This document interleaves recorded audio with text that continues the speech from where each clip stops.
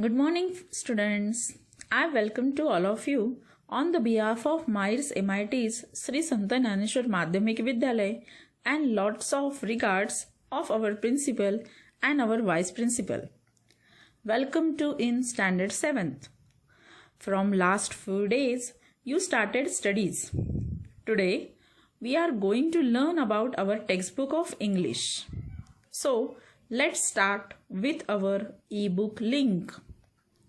Without book, we can't learn. That's why I click on this ebook link. We get this page. After that, I click on 7th standard textbook. Then we will get our English textbook. Students, this is our English textbook of standard 7. This is our front page. Let's turn the page. This page tells us who composed this textbook and having information about our English language committee. On the next page, we have the Constitution of India, which we everyday conduct in our classroom along with prayer. Then, on the next page, we have National Anthem, Pledged, which is also a part of our school life. Then, next page. Next page is a page of preface. It means prastavna. On the next page, this page tells us how much lessons we are going to learn in our academic year. We have 4 units. So without wasting our time, today we are going to start with our first poem 1.1. It's a small word. स्लाइडमध्ये दिलेल्या लिंकवर जाऊन इयत्ता 7वीची पाठ्यपुस्तके click केल्यावर इयत्ता 7वीचे इंग्रजी विषयाचे पुस्तक समोर ठेवून आपण आपल्या पुस्तकाची थोडक्यात ओळख करून घेतली. तर आपण आज 1.1 इट्स अ स्मॉल वर्ड कविता शिकणार आहोत. 1.1 It's a small word written by Richard and Robert Sherman. Before going to start this poem, I would like to give some information about a word, small world, and its meaning. Students, how can a world be a small? We have studied in our geography class that our world is very big place when we count it in miles and distances. But when it comes to feelings, the world becomes small. As poet tells in first few lines of the poem. मुलांनो, ही कविता शिकण्या अगोदर जाणून घेऊया कवितेचे शीर्षक आणि त्याचा अर्थ. कवितेचे शीर्षक असे आहे, इट्स अ स्मॉल वर्ल्ड. कारण आपण तर सगळेजण भूगोल विषयामध्ये असे शिकलो आहोत की जग हे खूप मोठे आहे. त्याचे अंतरही मोजता येते माइल्समध्ये. मुलांनो, कवी इथे भावनेने जग किती जवळ येऊ शकते हे वेगवेगळ्या उदाहरणाने स्पष्ट करत आहे. कवितेमध्ये कवीने भावना व्यक्त होताना त्या ठिकाण, अंतर, कालपरत्वे बदलत नाही आणि याच भावनेने जग अधिक जवळ आलेलं आहे, पण ते छोटे झालेले आहे.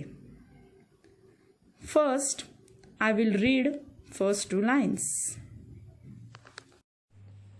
It's a world of laughter, a world of tears.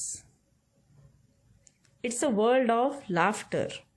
It means, in the above lines, the poet tries to tell us that when we happy or anyone in the world is happy, he or she laughs and smiles to express their happiness. Here, laughter means हास्य. कवी हास्य ही भावना दर्शविताना ती सर्वत्र सारखीच असते. जगातील कोणतीही व्यक्ती हास्य ही भावना समानच व्यक्त करत असते. इथे आपण हास्य क्लबचे उदाहरण घेऊ शकतो. म्हणजेच लाफ्टर क्लबचे. काही व्यक्ती या लाफ्टर क्लबमध्ये इतके विचित्र तोंड करून हसत असतात, ते पाहून देखील न हसू येणाऱ्याला हसूही येते. म्हणजेच हे जग हास्याचे आहे असे इथे कवी म्हणत आहे. अ world of tears. It means when someone is sad, they feel like crying and shedding tears. These feelings are expressing in the same way by everyone in the world, no matter where they live. जसे हास्य ही एक भावना जगातील कुठल्याही व्यक्तीची एकसारखी परंतु वेगवेगळ्या स्वरूपात असू शकते, तसेच दुःख ही भावना देखील व्यक्त करणाऱ्या व्यक्तीला रडू येणे, डोळ्यात अश्रू येणे स्वाभाविकच असते. त्यामुळे तुम्ही कुठल्या देशात वास्तव करता हे महत्त्वाचे नाही, भावनेने तुम्ही किती जवळ येता याला अधिक महत्त्व आहे. It's a world of hopes. Here the poet also explain that the world is full of hope for better than what we already have. This is also related with every human being in the world. It's a world of hopes. Hopes म्हणजे आशावाद. कवी इथे पुन्हा मानवी भावना आणि त्यांचा सहसंबंध कसा आहे हे सांगत आहे. कवी सांगत आहे की माणूस हा कायम आशावादी असतो. कायम त्याला जे काही आपल्याकडे आहे त्यापेक्षा अधिक चांगले या प्रयत्नात तो असतो. हीच भावना ठिकाणावरून बदलत नाही. जगात कुठेही ही भावना समानच दिसून येते. Next line. And a world of fear. Fear म्हणजे घाबरणे. Here the poet wants to say that we human beings always fear of losing something. A child in our country has a fear of unknown or dark, same as the child in any other country of the world. So the poet says that the world is small place because everywhere the feelings are same. पुन्हा या ओळीतून कवी सांगत आहे की माणसाला कायमच जे काही आपले आहे ते आपण गमावून बसतो की काय अशी भीती असते. असेच लहान मुलाबाबतही घडते. त्याला कायम अनोळखी आणि काळोखाची भीती असते. म्हणूनच कवी जग हे छोटे आहे इतके भावनेने कसे जवळ आले आहे हे सांगत आहे. Next line. There so much that we share. It means here the poet says that we have so many things in common. We share the same joys and sorrows. We have the same hopes and same fears. कवी आपल्याला सांगत आहे की जीवन जगत असताना आपण खूप गोष्टी शेअर करत असतो.